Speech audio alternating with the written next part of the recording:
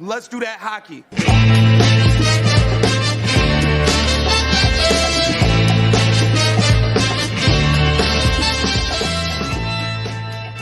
Welcome to another episode of Dobber Prospects Radio. I'm your host, Peter Harling, and today's episode is going to be all on the Anaheim Ducks. I did my top 10 prospect ranking report for mynhltradерumors.com. Highly recommend you go and check that article out.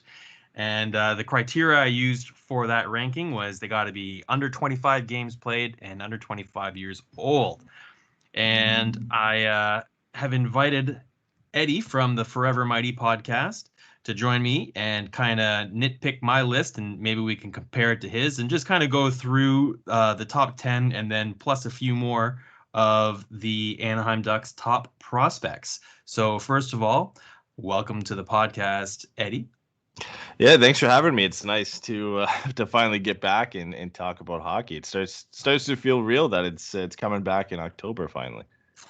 Yeah, it's been a big hiatus for me, and it's been a bit of an interesting long summer. COVID lifting up, it feels like the whole world's opening back up again. So I'm happy to be jumping back into it with both feet into the hockey world here. So let's talk about the Ducks overall first. They're a team that didn't have a great finish to the season last year, so they got themselves a really nice high draft pick, third overall, this summer. But they do have a really nice young core on their roster already of players that are either established or establishing themselves. And they've got, I think, some pretty good players in their system as well. And then they added a couple more at the draft. So for a team that finished third last overall, I think they're looking at a really fast turnaround. That's just my opinion. I imagine being a Ducks guy, you're probably pretty bullish on them too, right? Yeah, it's nice to see. I mean, I wouldn't say everything is going the way I would hope it is. I think the turnaround, and obviously, having a guy like Zegras fall to you and having Jamie Drysdale kind of make the transition a lot quicker than we expected is definitely a plus. And you kind of think, okay, maybe this could happen, 1 or 2 years quicker than we expected. But then, you still see them hanging on to guys like Josh Manson and Rickard Rakell and looking at extending possibly one or both of them. And you wonder how quickly this might turn around. But hey, like if Zegras and Drysdale are going to come out next year and, Zegras puts up, who knows, 40, 50, 60 points and becomes a top 6 forward quicker than we expected, and Jamie Drysdale molds into a top 4 defenseman, maybe it's not the worst thing to keep these guys around. So I have no complaints with the transition. I think, the top end prospects that the Ducks do have right now, there's a lot of depth there, and there's a lot of signs to things kind of turning the corner a little bit quicker than we all thought.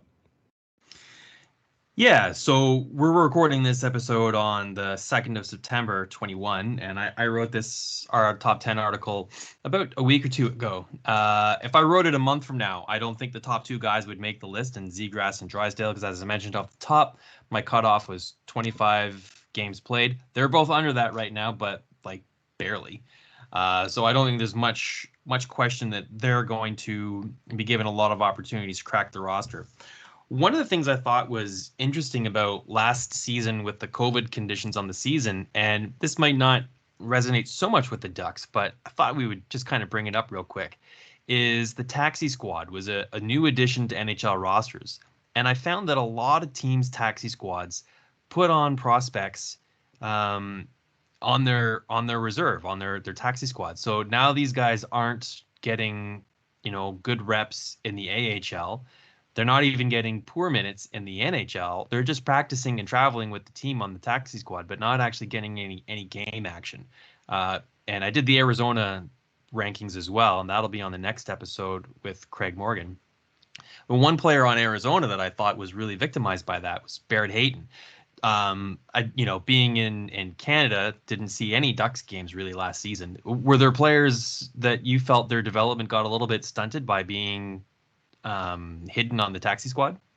I was worried about that going into the year because the Ducks did have, a lot of forwards throughout the roster, guys who were on NHL contracts, guys like Carter Rowney and and Nick Deslauriers and Derek Grant, and guys you just kind of feel like would have to have a roster spot, especially in the bottom six. But I feel like the Ducks actually handled it pretty well. I know Zegras spent a few games on there every now and then. So did Jamie Drysdale as well.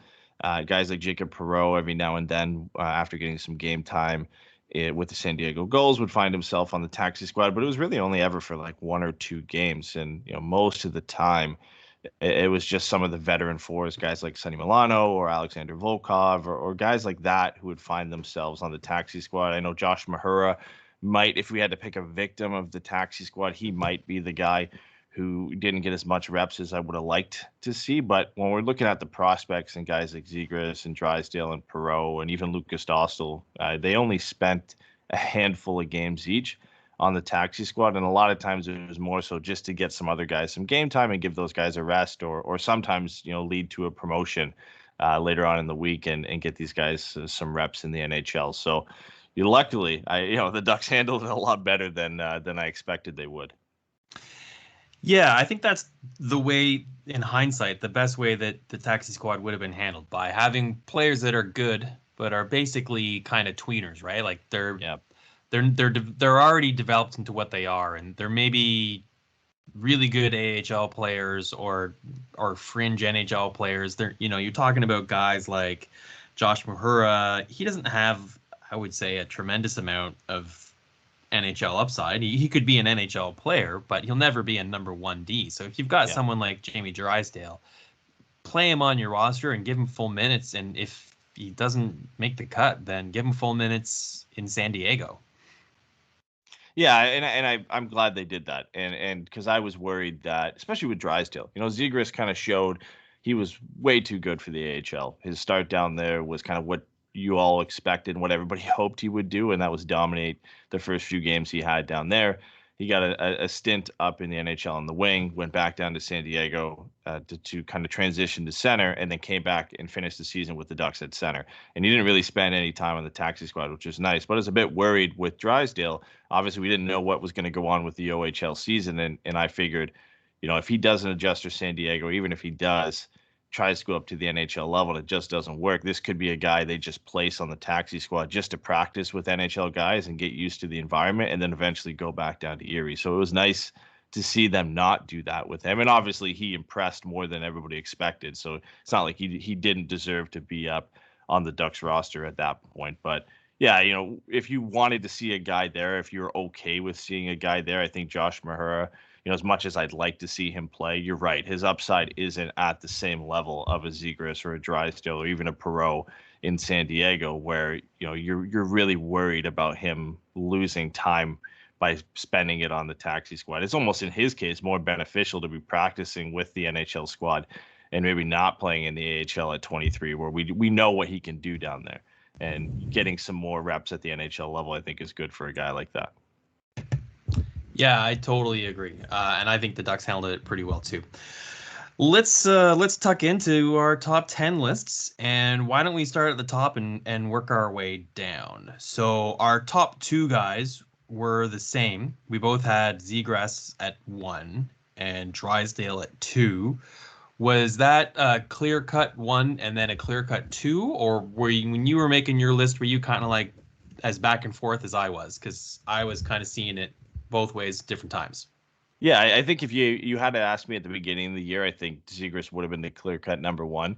But as the year progressed and Drysdale kind of shocked everybody by sticking at the NHL level, and obviously without the OHL season coming into effect, that helped his case a lot where he played in the AHL. But looking at it now, it was a kind of a flop back and forth because, I was just so impressed with Jamie Drysdale as one of the youngest, if not the youngest defenseman in the league for most of the year, what he was able to do. And on a team that's not great. And he didn't really have the best partners where he was paired with throughout the year either. So for me, it was really, really close to putting Jamie Drysdale at 1, but just the pure upside for Trevor Zegras and what he could become and what he could mean for this team in the future, I just couldn't not have him at number 1. He just had to be my number 1 guy. Like, this guy is the future franchise player. We look at, obviously, Corey Perry's gone now. Ryan Getzlaf almost left, and he's back for 1 or 2 years now before he ends up retiring.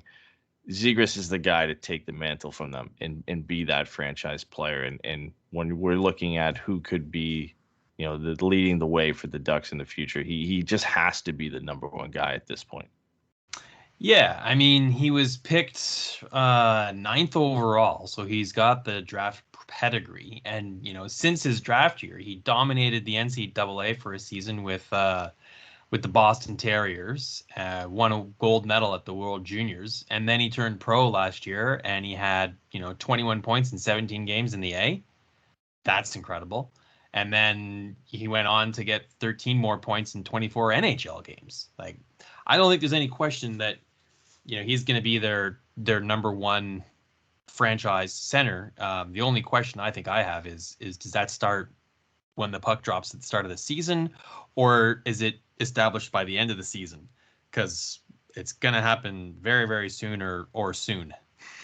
Yeah, I think it is at the start of the season, because if you look at the way the Ducks handled his progression last year, it was kind of away from the norm of what they've done with young centers in the past. When you look at Rickard Rakell and Isaac Lindstrom and what they did with those guys right out of the draft, or when they made it to the NHL, is they threw him right at center. And it was live or die at center, and until you can't do it anymore, prove you can't do it, and we'll push you to the wing. And that's what we saw with Rickard Rakell when eventually he ended up shifting to the wing. William Karlsson was another guy that the Ducks threw right at center before trying him on the wing. And with Zegras this year, they took that different approach where for his first handful of games, his first call-up from San Diego, he played on the wing. And it was only on the wing, didn't get any stints at center, played pretty good, but the point production wasn't necessarily there yet.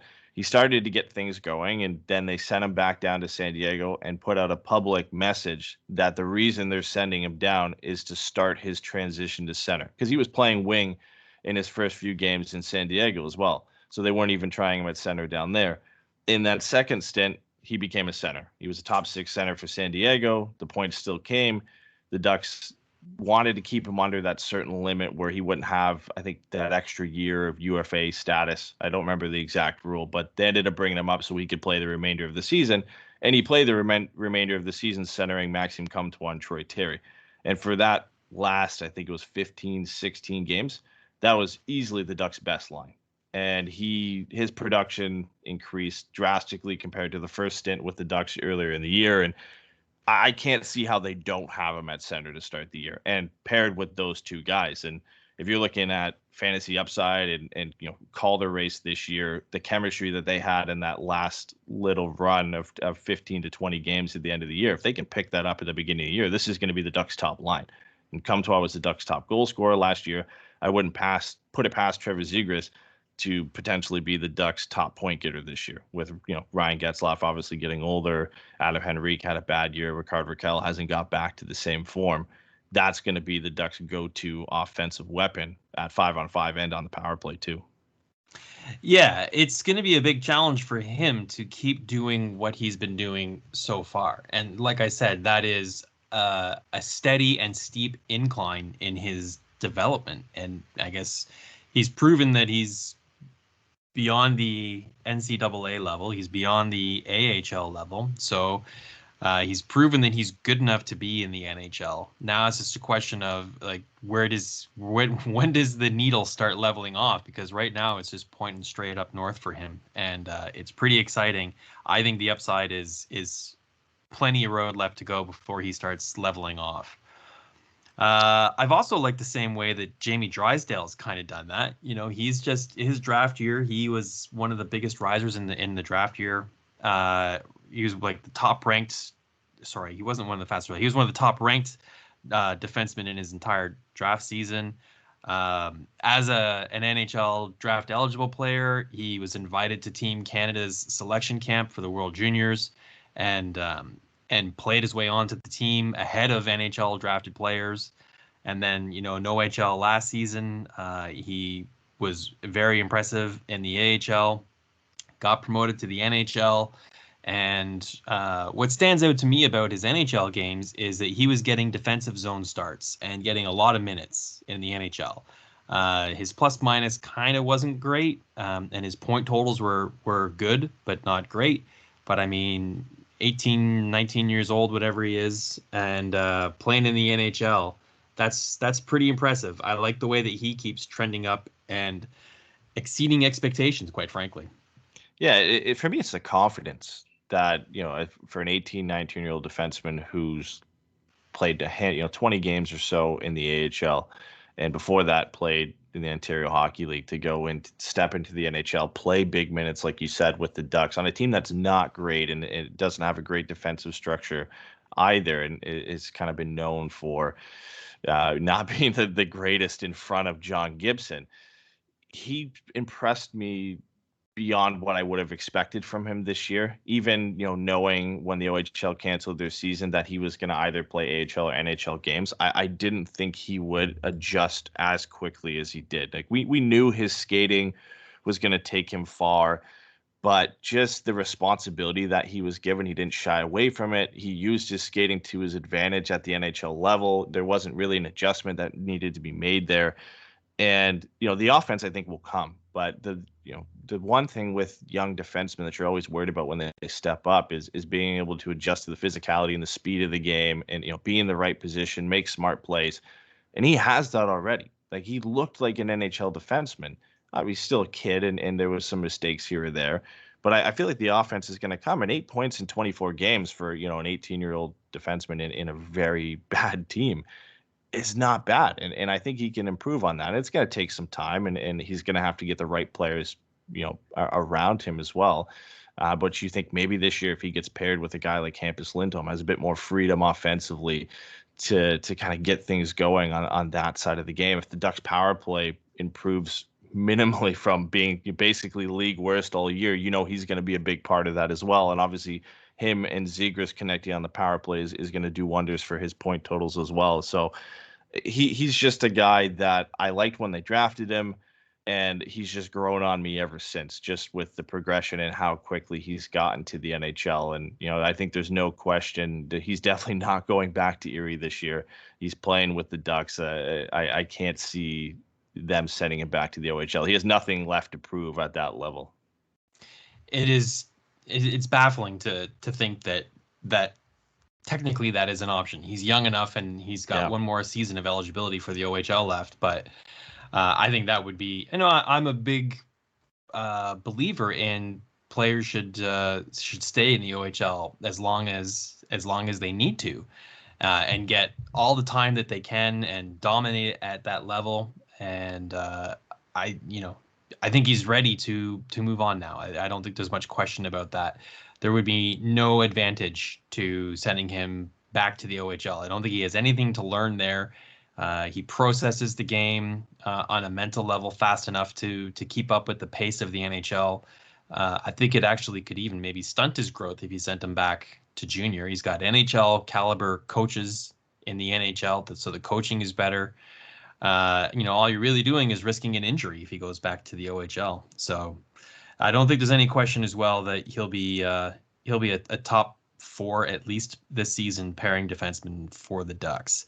So that's our top 2. Our top 3 are the same too, as a matter of fact. So we're both on point with number 3 being Mason McTavish.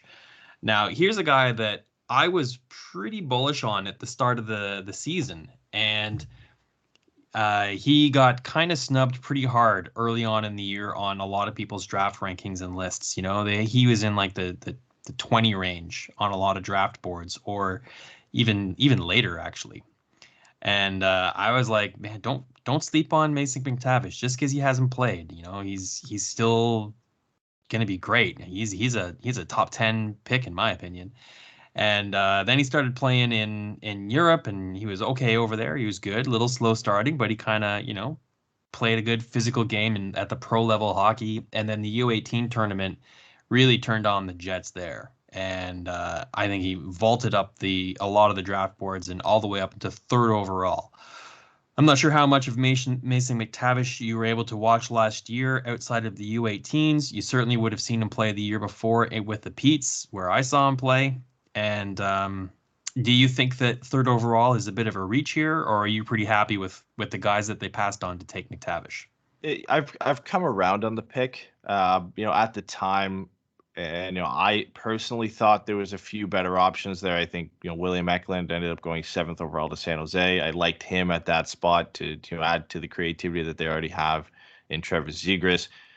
There's obviously the few defensemen there. Luke Hughes, thinking about a Luke Hughes, Jamie Drysdale pairing in the NHL was something that obviously looked almost too good to pass up. But I've come around on it because I like the potential fit for Mason McTavish in this team around the pieces that the Ducks already have. There's no question they need goal scorers. Trevor Zegras is going to be the main facilitator of this team for this foreseeable future. They have another guy that we'll get to eventually in Jacob Perreault, who I think is, if he hits his ceiling, is going to be a key goal scorer for this team. But there was no question they need another guy who could put the puck in the back of the net. And when you look at Mason McTavish, I think he had one of the best shots in the draft. His shot, I think, already right now is at an NHL level. And it's just going to continue to grow from there and add some power and accuracy to it when he builds on what is already a pretty big frame for a kid in the OHL. But I like the pick a lot more now. I think, like you said, at the under 18 tournament, he just took it to a whole nother level. And like a lot of the OHL guys this year, he was hurt by the fact that they couldn't play. And, imagine him going back to Peterborough this year. And if, was in top 5 in OHL scoring, what that would have done for his draft stock. I don't think we'd be looking at Mason McTavish getting drafted 3rd overall and saying it was a reach if he had produced the way we probably would have expected him to in a full OHL season this year. But I just like everything he brings. I think obviously there's some concerns around his skating. And for Ducks fans, it's a little bit of PTSD because the last time we drafted a big power forward from Peterborough was Nick Ritchie, 10th overall, and we all know how that kind of panned out. So there's a little bit of that going on and why a lot of Ducks fans are concerned about Mason McTavish. But all you have to do is go look at his clips when he was with Peterborough, even at the under 18s this year and overseas in Switzerland, and you'll see that he's a completely different player than what Nick Ritchie was even in his draft year. He's just going to be a future leader for this team, a great compliment to a player like Trevor Zegras. And my only real question with him is whether he ends up being a center and can be a 1-2 punch down the middle with Zegras, or maybe he ends up shifting to the wing and kind of loading up a top line with Trevor Zegras as well. Yeah, I like him in the center position as well. If you project, 4 or 5 years down the road, having a 1-2 in their prime, Trevor Zegras and Mason McTavish, they both bring a lot of elements that will make them a pretty formidable team, right? Like you win with strength down the middle, and that could be pretty strong, both physically and offensively. I think it's a great pick. I wouldn't have turned my nose at passing on him and taking some other players. I think, time will tell if he was worth 3rd overall or if they kind of missed the boat on some of the other kids that were on the board still at 3. But it does give them a very nice dynamic of centers down the middle. And from a fantasy perspective, I really like McTavish if you're in multi-cat leagues as well, right? Because I think he's gonna provide you with all the stats: face-off wins, hits, goals. You name it, he'll do it. Be like hopefully a Jamie Benn type fantasy player. A guy that fills the stat sheet everywhere. I mean, obviously, I would love that if he turned out to be that type of guy. But yeah, he certainly does it all, and it's really enticing and not surprising that a guy like Bob Murray would be attracted to the play style of a guy like Mason McTavish. Yeah, I think that's exactly what you've got with him. So I think you're going to love him. I think it's going to be a while, though. He's got 2 more seasons of OHL eligibility, this one coming up, and then 1 more. And I think he's going to play both of those out. And then it would be, bigger physical players tend to take a little bit more time to develop. I would be patient with him and maybe even give him a 3rd season in the AHL. So 2 in the O and 1 in the A, and then see where you're at with him. So he could be a bit of a long-term project here, which kind of made me want to put him down on my list a little bit. But despite the fact that I think you're looking at a few years before you're realizing his potential is so high that I kept him at 3. Yeah, you just have to. That potential and what he could eventually become Another year will kind of maybe change my mind. Obviously, if he has a down year, then and some guys like that we have at 4, 5, and 6 year could jump up. But I think, yeah, just on raw potential and what this guy could become, he was kind of an obvious 3. I know we talked about Zegras and Drysdale going back and forth on them, but there's a tier down from them, and it's McTavish. And I think underneath McTavish, there's another tier. I think he holds down that 3 spot pretty easily. I would agree. That's a fair assessment. So let's talk about that next tier. I think it's a 2-player tier. We've got the same 2 players, but in reverse order. So at number 4, I've got the goalie, Lucas Dostal, and you've got Jacob Perreault. And then I've got Perreault at 5, and you've got Dostal. So let's talk about these guys. Well, let's start with the goalie. I had him at 4 because I think he's a little bit closer. I think that, he had a good season last year, and I look at the Ducks depth chart. I think he's a John Gibson injury away from getting an audition with the team, and I think if give him that ball, he just might run with it. What do you like about Dostal? I love everything about him. I think he's been severely underrated when you look at a lot of the goalie rankings and top goalie prospects around the league over the last couple of years.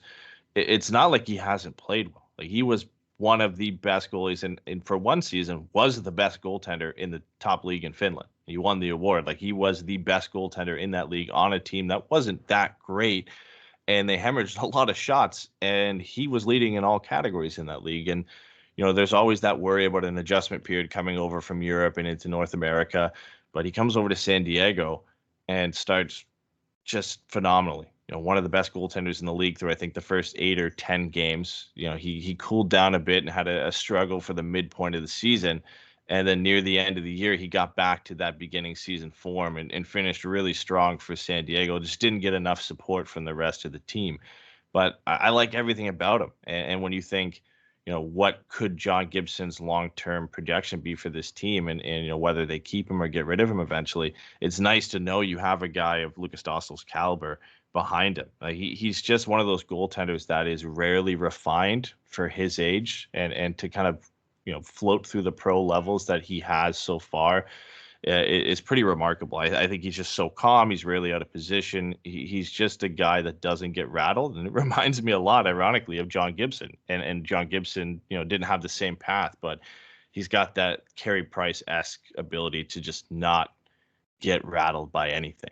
And I think Lucas Dostal has that. And I think all top goaltenders obviously have that ability, but it's nice to see from a guy in his first season in North America have that and come out and be able to kind of bounce back from some adversity this year. So I love him a lot. I bounced back between having him at 4 and 5. And ultimately, I just kind of went for upside in the team and where these guys could eventually slot in. And Dostal only really slips to 5 just because of the fact the Ducks have a guy like John Gibson. And unless they trade him, he's kind of the foreseeable number 1, at least for the next couple of years. Well, there's no question he's the starting goalie and the incumbent, and his contract runs through 26-27. So that is going to be a really tough nut for Lucas Dostal to crack. But like I said, Gibson's got a tendency to get injured, so there's a possibility that Dostal could find himself getting a month audition when Gibson's injured with whatever his latest ailment is, and then kind of proving beyond a shadow of a doubt that he's an NHL starting goalie, and then you could have a tandem situation perhaps.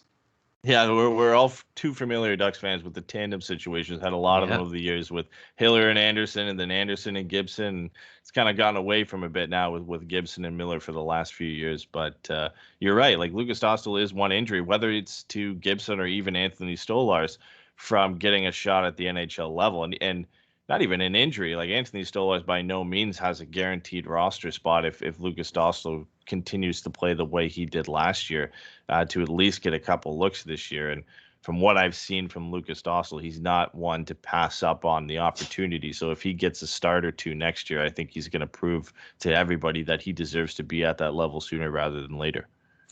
Right. I think Stolarz he's a backup goalie. I don't think he's got starting upside potential in his career anymore. So if there's an injury to Gibson, I think they look to Dostal to be the starting goalie, and then say, Stolarz, you just keep on doing what you're doing as the backup. Let's talk about the other guy we were jostling between fourth and fifth here. That would be sniper winger Jacob. I almost called him Yannick. Jacob Perreault. Showing my age there. Showing my age. So right wing sniper got a hell of a shot. The big wart on his game is when he doesn't have the puck. That's what he's got to figure out in order to make it to the NHL, which is why I had him down one under Dostal. I just didn't see any big warts in Dostal's game. His challenge is just John Gibson, whereas Jacob Perreault, I think he's got a developmental challenge to get over, and then he's got to crack the roster, and there's plenty of competition on the wings. Do you just think that his offensive upside is enough to move the needle? Yeah, that's it for me. Is I think he has all the offensive tools to be, a dominant goal scorer at the NHL level. Scratch the surface of 30 goal potential per season. I just think, when he was drafted, he pretty much had the best shot in the draft, maybe outside of Alexander Holtz, but he is just that good of a scorer. And we didn't really see it in San Diego because he only had 3 goals in 27 games. But the goals that he did score, you could see that shooting ability. I remember one of his goals, he kind of went down on the left side and just fired a backhand from the far corner and beat the goalie top side, top corner. That just shows his shooting ability. He came out of the draft as a guy who not only has a deadly wrist shot, but one of the best backhanders we've seen in a long time, and he can kind of score from anywhere. So for me, pure upside on what he could do for this team on the power play is being that weapon and a guy who can just be the go-to goal scorer with a guy like Trevor Zegras potentially. He definitely ticks the boxes for me there. But you are right. He does have some things to work on when he doesn't have the puck. His skating has been questioned by some people. I don't think it's as bad as it's maybe made out to be, but he does need to work on that side of his game as well. And what makes me worried a little bit about his eligibility next season is he has to go back to the Ontario Hockey League and play for Sarnia, where I think he'd almost be better to stay in the AHL to work on that side of his game and get kind of used to the pro level and working on his game off the puck. Whereas when he goes back to Sarnia, he's going to be one of the best players and one of the best goal scorers in the league easily. And he might be able to take his foot off the gas a little bit, which is what we saw last time he was in Sarnia. Just kind of I won't call it lazy, but a lackadaisical kind of play from him where he knew he was the best player out there and he knew what his job was to do. So I am a bit worried about him going back there and maybe taking a step back on the kind of things he needs to see some development in.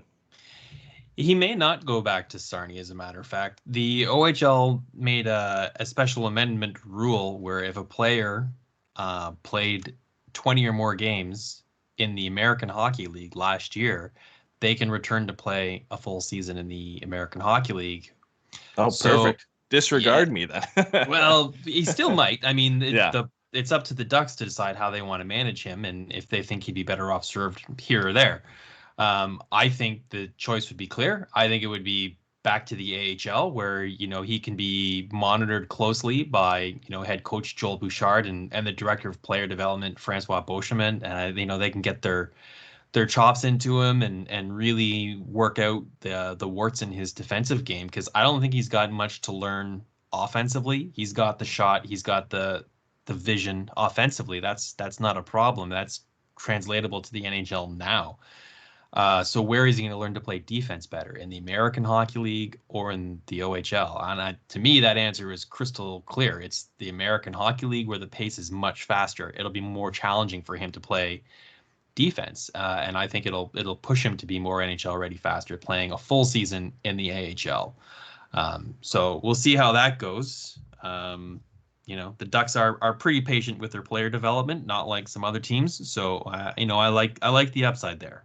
He is 5th on my list as well. So after the top 5, we've got out of the next 5, we've got 4 out of the 5 same players, but they are like all over the place. So I'm not sure where we want to go from here. The guy I've got ranked 6th, you've got ranked 9th, and the guy you've got ranked 6th, I've got ranked 8th. So we can kind of go wherever you want to go here. Let's, guest's choice. Who do you want to talk about next? Yeah, I actually kind of do want to talk about the guy you have at 6 in Jackson Lacombe, because he was a guy that, like, I've gone back on my list and looked at it a couple times, and he's a guy I feel like I maybe was a little bit short-sighted on, where I think he does deserve to be at least one, or if not two spots a little bit higher, because of the production the progress he took this year, and the way he increased his production at the NCAA level. Like, he went from being a guy right out of high school where the Ducks took a big risk on him. His game was really raw, but you saw the offensive potential there. And he comes into his first NCAA season, puts up 13 points in 37 games, plays kind of a bottom pair role with University of Minnesota. And he comes into his sophomore season this past year and all of a sudden jumps up 21 points in 27 games. He's playing top pairing minutes. He's on the power play. He just looked like a more confident and comfortable player. And I know we're used to seeing that from guys. Freshman seasons are tough, especially for, guys not named, Trevor Zegras and Jack Eichel and those types of guys. But it was, it's the progression you're looking for, right? From any player to the next, from one season to the other. And I think he really played on his strengths of being a skilled puck-moving offensive defenseman. But not only that, I think he worked a lot on the defensive side of his game. And he's becoming a much more refined player than when obviously he was drafted out of high school. And that gives you some hope for the future that this could be a steal for the Ducks and where they got him at, that he's projecting more and more to be a top four defenseman at the NHL level with some decent offensive upside. Yeah, I think his stock is on the rise pretty fast. He had a nice breakout season, like you said. His point totals went from, as a freshman to a sophomore, from 13 to 21, and in 10 fewer games. Earned himself a spot on the American World Junior roster. That's a pretty nice feather in his cap. It helps build him some confidence. He'll be back with the Golden Gophers this season for another year, but I wouldn't be surprised if he turns pro after his junior season here. The other thing I like about him is when I look at the Ducks on capfriendly.com, they only have like two defensemen under contract beyond 22-23, and Cam Fowler and Kevin Shattenkirk. So, the door is pretty wide open. If he can fast track his way into a professional position and sign a contract in a year or two, he could find himself on the Ducks blue line. Yeah, he definitely has a bit more of an open path than especially some of the forwards we've talked about and that we'll get to later on this list. And, Hampus Lindholm, whether he comes back or not, I think there's starting to be some questions around that with him going into a contract year this upcoming season. I think a couple seasons ago, you would have said it's a no-brainer, but you look at some of the contracts that were signed this past offseason, I think Lindholm is going to look at guys like Heiskanen and others that signed contracts and try and get around $8 or $9 million because of how much he means to this team. And I don't know if the Ducks are going to go that way. And if they end up trading him during this season or at the deadline, that opens up a huge spot for guys like Jackson Lacombe and others will get to eventually some of the other defensemen in this Ducks prospect pool. And I think Lacombe could be at the top of the list of a guy to really jump in the next couple of years that you don't really expect. And that's pretty crazy for a guy who was drafted out of high school to play 3 years in college and then jump right into the NHL and be in potentially a top four spot for this team. And, I don't think he necessarily replaces what Hampus Lindholm brings to this team. But when you look at the offensive, options going forward of being Drysdale and Lacombe and quick, fast, young skating defensemen, that's the way the NHL is trending. And I think he really fits the mold there and could be a valuable piece for the Ducks a lot sooner than I would have expected him to be. Yeah, and let's move on and talk about the guy that you had at number 6, who I think you could just say exactly what you just said about him. You could say the same things on Olen Zellweger. You have him ranked at 6, where I've got Lacombe. I have him a little bit further down at 8. I think the reason why I have him a little bit further down is, it's an age thing. He's a little bit younger. He's got 2 more seasons of WHL eligibility, and then he'll be playing some AHL hockey in all likelihood. But he's, very similar. He's a little bit undersized. He's a really fluid skater. He's good at carrying the puck and transition. I think there's a lot of upside there because he plays defense the way it's played in the NHL now. What are your thoughts on him? Yeah, I think I might be, a victim of the small sample size here in the progression, and I'm willing to, go back and look at this in a couple of years and definitely eat crow on it if I'm wrong. But you look at the fact he had 13 points in 11 games after having 12 and 58 the season prior to that, still being, one of the youngest players in the draft, like you said.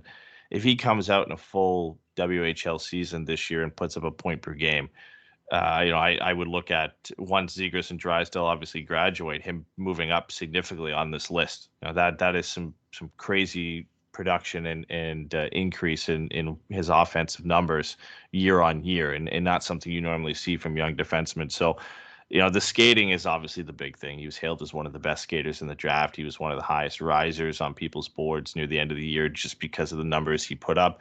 He had a good under 18 tournament, same as McTavish. It's obvious the Ducks were watching that tournament pretty closely. But, the big thing, and I think one of the reasons maybe he didn't jump into the first round, is his size. And that's always going to be a factor for a lot of these players. But he just does everything the way a modern defenseman plays, like you had said before. He just has that little bit of deception. He's got a good first pass. He can carry the puck up the ice. He uses his skating to his advantage offensively and in the defensive zone, where if you're gonna be an undersized defenseman, you've got to utilize that skating ability in the defensive zone to get out from tough situations, and he does that so well at such a young age that I just can't pass up on that potential upside. Now, I am betting a lot, like I said, on the offensive production being kind of what it was at the end of last year, and hoping that continues into next year. And if it does, man, the sky is the limit for this kid. It's not uncommon for a player to have an offensive explosion going from his 16-year-old in his rookie season in CHL hockey, and then in his draft year having a breakout, and then it kind of usually tends to level off a little bit after that, where they've established themselves and they just kind of round out their game a little bit, get a little bit better. But I think I would not be surprised if that's exactly what happens with Zellweger, where he has a point to game sort of upside throughout this season as a defenseman over in the Dub. I like that he's undersized isn't a problem for me because he's such a good skater. He sees the ice so well. He anticipates plays. He's a very deceptive. He can head fake his way out of, body checks and be shifty and elusive and dodge the contact. Might be a challenge for him, plowing the crease in front of the net because he's just maybe not big enough and strong enough to physically shove a guy out of the way or to win those stick battles in front of the net. And he might give up a couple tips and deflections that way. But, you take the good with the bad with players like that. And, those kind of players that can make those long bomb breakaway passes from, in the corner of their end to the center ice dot, or just grab the puck and look up and see a lane and just plow right through it. And next thing you know, you've got a 4-on-3 the other way. So I like him a lot too. I probably should have moved him a little bit higher than where I have him on my list. Let's move on and talk about some of the forwards. Next guy you have on your list at number 7. I had at number 10. I think he's sort of a boom or bust kind of guy. Let's talk a little bit about Sasha Pastujov. A bit of a sniper, but he's got some holes in his game. What are your thoughts on him? Yeah, for me at 7, and the reason I had him there is just kind of the pure upside, right? When you talk about boom or bust, and if this guy booms, he's a top 6 forward and a very valuable player offensively for the Ducks. And if he busts, then there's potentially doesn't even make it to the NHL level. I think that the gap is that big with a guy like this. The skating is kind of the big question mark for him. And I think, the Ducks have done well in developing players who've had skating issues in the past. And obviously, like we had mentioned earlier, they're working with Jacob Perreault on his development as well, as kind of a similar toolkit to what Pastujov has, in the sense that, the shot and the playmaking ability are the hallmarks of his game. And the skating is the real question mark here. But I think if he can hit that ceiling or get close to it, he's an NHL player. Without skating problems aside, I think that offensive talent, if it's as good as we think it is, he's going to be a valuable player for this team. He's a creative playmaker. He's one of the kind of most skillful players in the draft. He just the things he can do and the way he can take on defenders one-on-one, there weren't too many guys in front of him that could really be able to pull off some of the moves that he does. And I was surprised to not see him get taken in the first round just based on that alone. And he also has one of, an underrated shot. I think he was one of the better shooters in the draft. And, that's what the Ducks need in wingers right now. They have a lot of, two-way physical wingers. They've got some playmaking guys. Obviously, Trevor Zegras is kind of top of the list in playmakers for them. But outside of Jacob Perreault, they didn't really have some go-to goal scorers in the pipeline. And, you look at the forwards, the two forwards they drafted with their first picks in the 2021 draft, you get two of the better goal scorers in the draft in McTavish and Pastujov. So there was a real need for a player like him. And I like the Ducks, with their third pick in the draft to go for that boom or bust type guy. I think he's more boom than bust. And the Ducks, I think, agree because not only did they draft him, but they've already signed him to his ELC. So, typically US and DTB players go into the NCAA after they've been drafted, but he's not able to do that because he's a signed player now. So he'll be actually pretty close to your neck of the woods playing with the Guelph Storm in the OHL. So you'll be able to keep a close eye on him there. And I think his skating deficiencies, while glaring enough to keep him out of the first round, I think he's a first round talent that fell to the third round because his skating problems. That's a correctable deficiency. You can coach that out of a player if he is motivated and committed enough. You can fix that. What you can't teach is how he can score goals and how his skill level is so high and the things he can do with the puck and shoot the puck and whatnot. Those are harder to teach than to teach someone how to be a better skater. So I would not be surprised if he made strides in his game. Kind of like reminds me a lot of Jason Robertson. Kingston Frontenac's prolific scorer, blown away by his shot and his vision, his ability to handle the puck and make and take passes. But he was just such a clunky, choppy skater. In his first 2 seasons in the OHL, it looked like he was wearing ski boots, not skates. And he made it. He's an NHL top 6 player now, and I think he's a Calder candidate. He's going to be a star. He was a second round pick. Where was he? A late first round pick. I forget where he was picked. But anyways, so hopefully the Ducks got the same sort of similar value here with Passagov, or however you pronounce his name. Yeah, I think it's such an interesting decision to skip going to Notre Dame in the NCAA and go to Guelph, the Ontario Hockey League, and whether it was his decision or advised to make the decision or not. I'm really intrigued to see how he does at that level because I think the expectations are now a lot higher than it would have been in a freshman season at Notre Dame, where whether he was going to play top 6 minutes or not, that remains to be seen with Notre Dame. But I don't think anybody was expecting a point per game freshman season for him, especially with some of his skating issues. And if he had have got to that level, we would all been like, okay, this guy's the real deal. I think the expectations now for him in Guelph are to be a top player, not only for them, but a top player in that league. And I don't know whether that's good or bad. I think he has to perform well there for the expectations to be kept the same. If he struggles, I think it's a lot more detrimental, at least to the perception of him as a player, than if he was to struggle with Notre Dame. If he can't get it done in the OHL, his stock could take a hit. There's no question about it. I have every confidence that he'll light the lamp just fine for Guelph. Okay, so another player that we both had ranked, and there's only one left, is Sam Colangelo. I had him at 9. You had him right around there at 10. So Colangelo, product of the Chicago Steel from the USHL, he's going to the Northeastern Huskies. Looked pretty good with Team USA at the World Juniors. What do you like about Colangelo? I think for him, he reminds me a lot of Max Jones, who's with the Ducks already right now, and kind of a big physical player. At least when Max Jones was in junior, you saw a lot of skill, a good shot, a lot of speed. And I think Colangelo brings a mix of that in a similar player. He's a big kid. He's got a really good shot. He can be a nice weapon on the power play in kind of that Ovechkin slot or in front of the net. He can do either.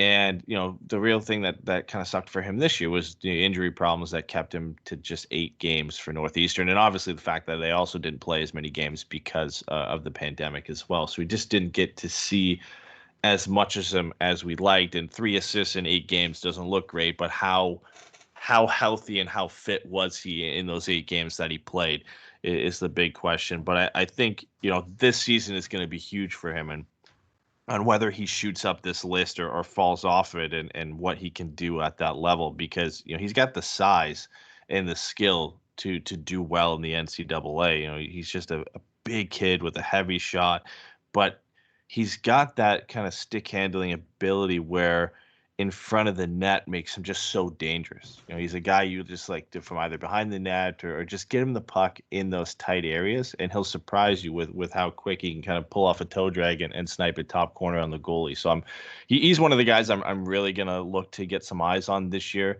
and see that progression, because I'm expecting him to be a valuable player for them this year and see that progression year on year that we didn't necessarily get to see from him last year. Yeah, I think he could be a sleepy good prospect for them. We both had him kind of down a little low, I think, because it was just a bit of a lost season for him, a bit of a write-off, basically. So we'll see how he rebounds this year with a full slate of games, hopefully with Northeastern in the NCAA. Okay, so 2 players that made our lists, but not each other's. I had Braden Tracy at 7. You didn't have him ranked. And then you had Henry Thrun at 8, and I didn't have him ranked. And I think the difference there is I might have put a little bit more of a fantasy slant on my rankings, where that resonates a little bit more with a guy like Tracy, who's an offensive winger, versus Henry Thrun. What are your thoughts on, like, why would you put him? I don't want to speak for you. Why would you put him on the top 10 and not Tracy or someone else? Yeah, no, I completely agree with on that side of things. I think if you're looking at fantasy potential, I think it makes sense why Braden Tracy kind of shoots up this list, because of the type of player, if he hits his ceiling, he could project to be. But for me, looking at kind of, upside of making the Ducks roster and just being a valuable piece to the team, not necessarily in the fantasy side of things, I like the strides that Henry Thrun has taken. I think, he didn't necessarily have a huge role with the USNTDP when he was there. He was kind of a role player asked to play a defensive game because of the offensive weapons they had on the blue line in front of him. He goes to Harvard, has an impressive freshman season where he puts up 21 points in 31 games. Harvard doesn't play hockey at all last year, so he ends up kind of going and playing for the USHL, where he almost puts up a point per game, which I know for a player maybe of his age and his caliber isn't necessarily impressive. But where offense hasn't been the hallmark of his game throughout his career, it was nice to see him develop that side of the game, because I think that's the one thing he needs to really work on to get to the NHL level, because he already has the size. He's an excellent two-way defender. He plays a mature style for only being 19, 20 years old.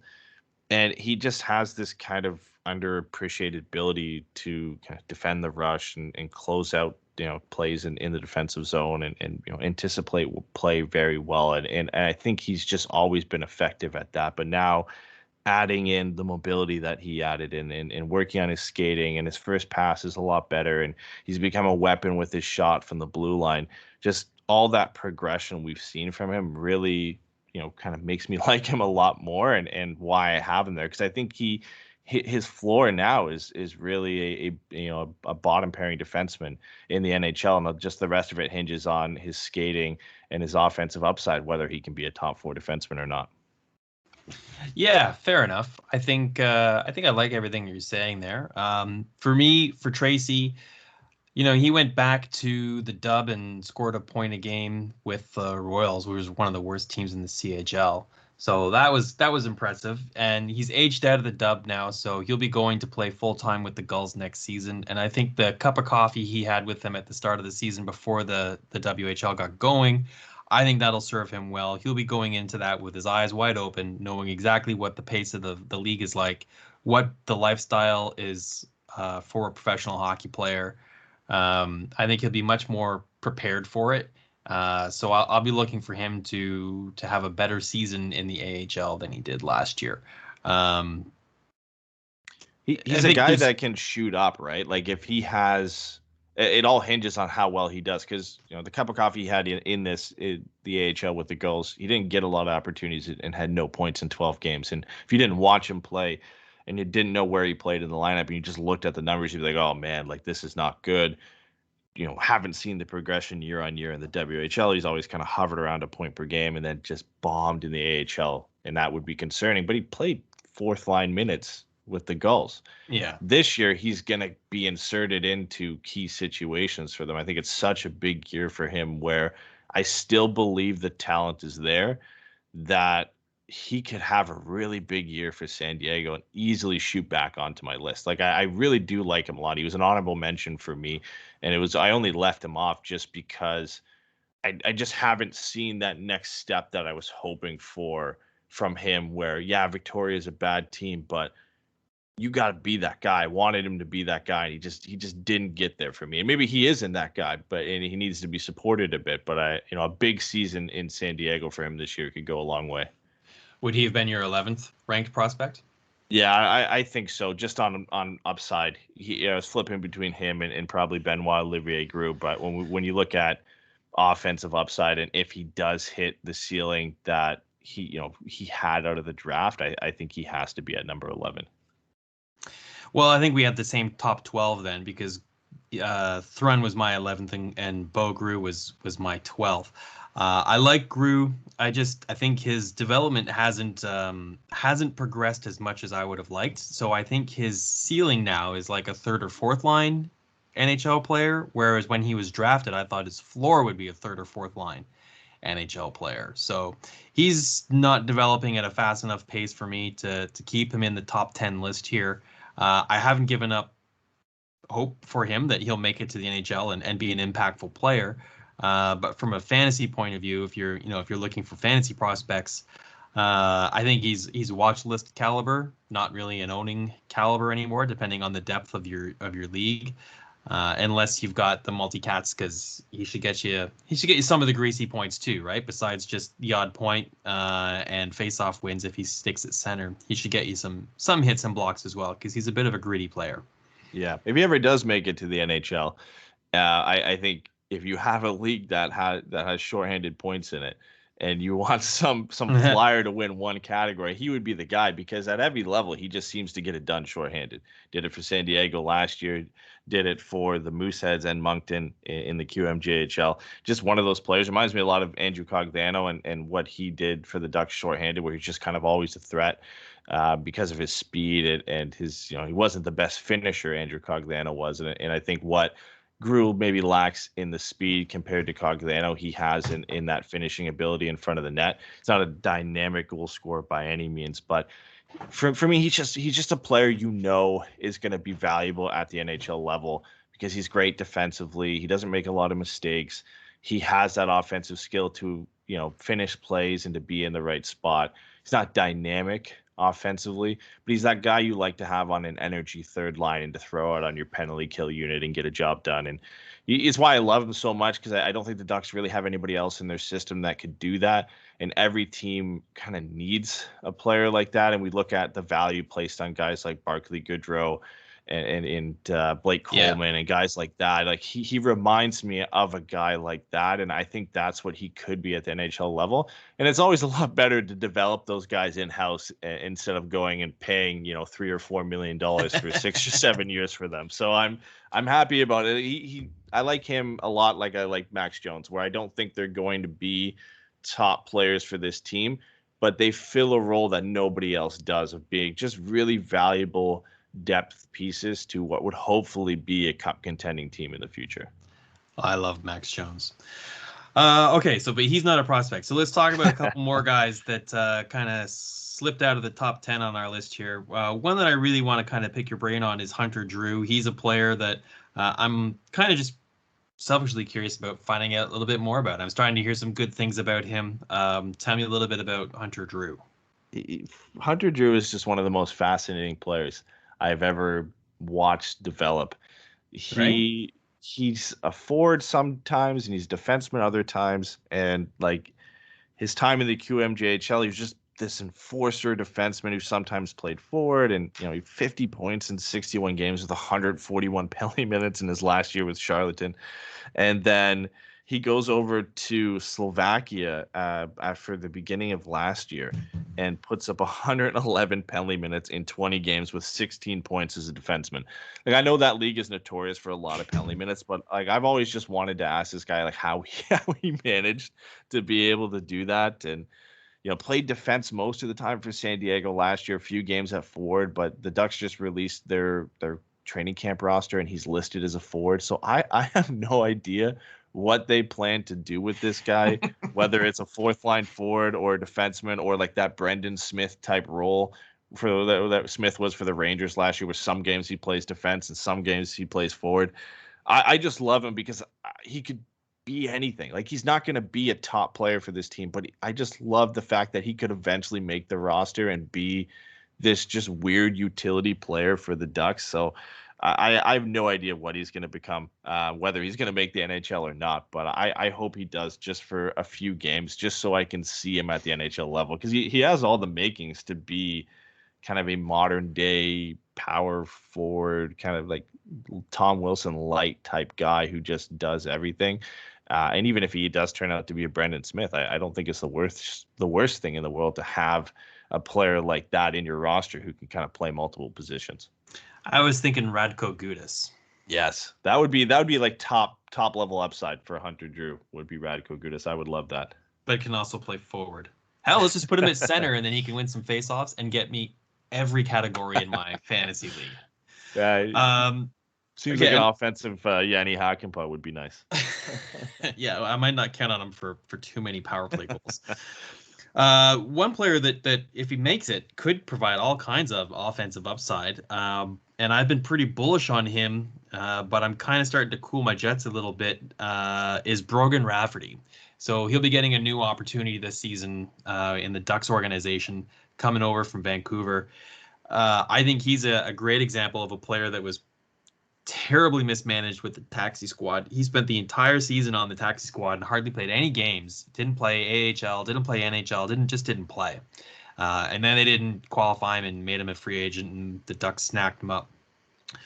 I don't think he has much chance of cracking their roster this season, but I really enjoyed watching him play live with Utica the season before last. He is their number one defenseman, and it wasn't even close. And they had Olli Juolevi on their roster too, and it was Rafferty all night long. He was getting all the offensive zone starts, first unit power play. He was carrying the puck with authority up the ice. He didn't look like a liability defensively. That's when I was really bullish on him. I was like, man, this kid's like leading the league in scoring at one point as a rookie defenseman coming out of college. And then went totally cold last year. What are your forecasting for the way that the Ducks are going to use him this year? What do you think for him? I think with the fact that the Hunter Drew has been shifted to forward shows you what the plan is for Rafferty next year. Is obviously I think he's going to start the year with San Diego, and the Gulls have a lot of good kind of young defensemen. Like, Rafferty's 26. He's not necessarily old yet where he can't, he's past the time where you think he can make the NHL. I think he still does have a shot. He's only played 3 games at the NHL level. In the one season he did play in Utica, like you said, he was exceptional. So I think there is still some time there. And you look at the fact that the Gulls are going to have Josh Mahura, Rafferty, Benoit, Brendan Gooley, Axel Anderson, Cody Curran, Greg Pattern. Like, they've got a pretty good core of defensemen down there, and I think Rafferty kind of tops the list for right-handed defensemen. And if he's played with maybe a guy like Brendan Gooley or Josh Mahura, I think he's going to do really well for San Diego. And the big thing he has going for him is he's a right shot defenseman. And the Ducks have obviously Kevin Shattenkirk and Jamie Drysdale and Josh Manson right now, but I don't know how much longer Josh Manson has left with the Ducks organization. There's obviously rumors that they would resign him, but he's going into a contract year just like Hampus Lindholm is. And if one or both of them are traded and Rafferty's having a good year with San Diego, I don't think it's out of the question that he could get a call up and play some games for the Ducks. I think obviously it all depends on how well he's doing, but I think he has a better shot than Greg Pattern. I think he has a better shot than Axel Anderson on the right side of defense. I think maybe the only two players the Ducks would like to get a look at over him would be Brendan Gooley and Josh Mahura. But They've man, had their looks. yeah, they've had their looks, and they haven't nailed down a roster spot yet. And the Ducks have been willing to give guys like these chances in the past. And like I said, if Manson or Lindholm or both get moved, Rafferty's going to get a shot, and if he could take advantage of that, they'll reward him, and he'll play the rest of the year. So I am pretty interested to see how he does it. Out of all the AHL, if you want to call it that, signings the Ducks made, he's the one I'm most interested in to see how he does. Same, since I own him in a couple of fantasy leagues. Eddy, any other Ducks prospects you're overly excited about that we haven't talked about yet that you think deserve some lip service here? Yeah, I think there's one more guy. One guy that was kind of one of the honorable mentions on my list outside of Tracy and Grew was Ian Moore. Drafted out of high school, similar to Jackson Lacombe. Played with the Chicago Steel this past season and started a bit slow, and it was tough for him to really nail down a consistent roster spot. But then near the end of the season, he just started turning it on offensively and really just found, I think he got more comfortable in the league. It's a big step to come from high school and jump right into the USHL, even playing for a team as good as Chicago was. But, he finished 24 points in 45 games. And I was just impressed with the progress he made. And like I've said for a lot of guys here, I think, this upcoming season where he's going to be playing for Harvard and trying to make that jump to the NCAA, it'll be really interesting to see how he does in his freshman season there, and potentially playing with Henry Thrun, who will likely go back to Harvard if they end up playing hockey this year. So it'll be interesting to see how that duo does and how they play at Harvard. And I believe Coronado and Farrell are both going to Harvard as well. So there'll be a nice kind of Chicago Steel reunion there. So it could be an easy transition for him to go in there and do well and get a nice spot off the bat. So he's a guy that, like Lacombe, I'm really interested to see that progression from high school, from the USHL to the NCAA, and he could impress a lot of people. And I know for the Ducks, with right-handed shot defensemen, they're really intrigued to see how he does, because outside of Jamie Drysdale, there aren't a lot of options for them in the pipeline for really good, young, dynamic offensive defensemen on the right side of the defense. So I'm really interested to see how he does. He would have been my, I guess you want to call it, my number 14 or number 13, sorry, on my list. So I'm interested to see how he does this year. Yeah, he was high on my honorable mentions as well, and I noticed that the Hockey News had him 10 on their top 10 ranking for Ducks prospects in their magazine as well. All right, so Eddy from the Forever Mighty podcast, tell us a little bit about your podcast before we sign off here. Yeah, so as everybody probably expects now, we are a podcast that focuses on the Anaheim Ducks. We've been going for the last 2 seasons here, so we maybe came in at the wrong time of the Ducks turnaround to not being so great of a team, but primarily, we record post-game shows during the regular season. So if you are a Ducks fan out there, just want to listen to 4 guys talk about the Ducks, we are generally live after most games on Twitch. So, we're usually breaking down the game and some of the big news and what's going on with the Ducks at that time. And if there's any season to tune in, this is the one. There's a lot of exciting things with the Ducks, obviously centering around Zegras and Drysdale and some of the young guys coming up. So. If you want to find us, it is the Forever Mighty podcast, and you can find everything out about us at forevermighty.com. Well, you guys can't be accused of being bandwagon jumpers, that's for sure. Yeah, I know we had plenty opportunities to jump off that one, but firmly in place now. Yeah, well, I think the ship's heading in the right direction there. You guys are a team on the rise. You got great young players on the roster already, like Troy Terry, Sam Steele, Max Comtois, Max Jones. And then you've got all these players that we just talked about on the way. So thanks very much for coming on the show, Eddy, and talking a little Ducks hockey with me. Thanks everyone for tuning in and listening. It's good to be back. See you in about a week when I'm talking to Craig Morgan about the Arizona Coyotes and their top 10 prospects. Till then, keep your stick on the ice.